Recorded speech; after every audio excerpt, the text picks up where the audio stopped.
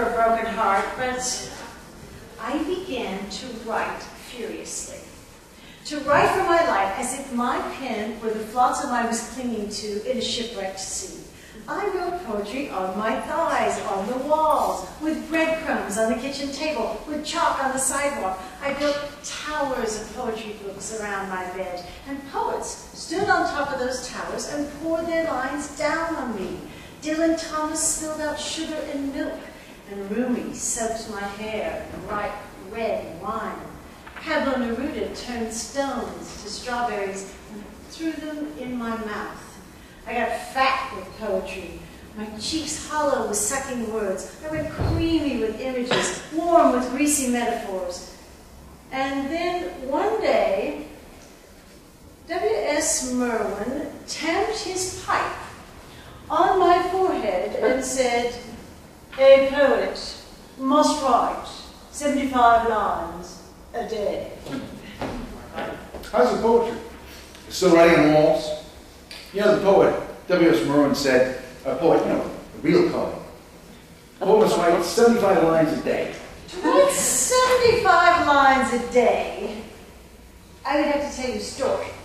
To tell you a story, I'd have to know what to tell. To know what to tell, I'd have to do a breath check to see if you smelled of anise or earth or roses, and to see if you were breathing and I wasn't making you up. To see if you were breathing, I'd have to crawl into your arms. To crawl into your arms, I'd have to know you. To know you, I'd have to put my head against your chest and listen to your heart. I'd have to lean into your body, stop smiling and concentrate. To concentrate, I'd have to hold my breath. To hold my breath, I'd have to be sitting down. Sit down, holding my breath and concentrating, leaning my head against your chest, listening to your heart while you held me so that I could know you and understand what story to tell you. We'd have to be in a room with chairs that was quiet so I could listen where there were no startling noises or people.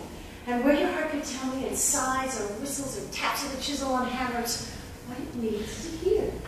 To be in this room, this special room together, we'd have to travel together until we found it. We would leave our houses, we'd meet at the airport and make a journey long or short to a special room that might contain a window. Did I mention the window? That would have jasmine blossoms floating in and through which we could see if we turned our heads the first hot stars grilling on the warm corona of the moon in a desert night. To do this, we'd have to be determined, both be alive at the same time, and be lucky. We'd have to miss the bomb that went off in the airport right before we left, and the pilot of 6 taxis just before we arrived. The war would have to not happen, or be in a long pause. And the moon's phases would have to be just right for my woman's body so I could concentrate and not be running around the room looking for chocolate. As we see death by fire, and anthrax, and poisonous gas, and I told you my story leaning against your chest in the quiet room with the wind hot enough to melt the sill of the window. Once I told my story, in no less than 75 lines, we have to look at each other.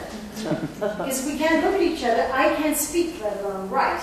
My voice will die in my chest, I'll draw breath, I'll pull back, your heart will stop speaking, you'll stop holding me, we'll stand up, the chairs will crash to the floor, the moon will set, we'll look at each other, and what will we see? What will we see? What will we see? We'll see that writing 75 lines is impossible.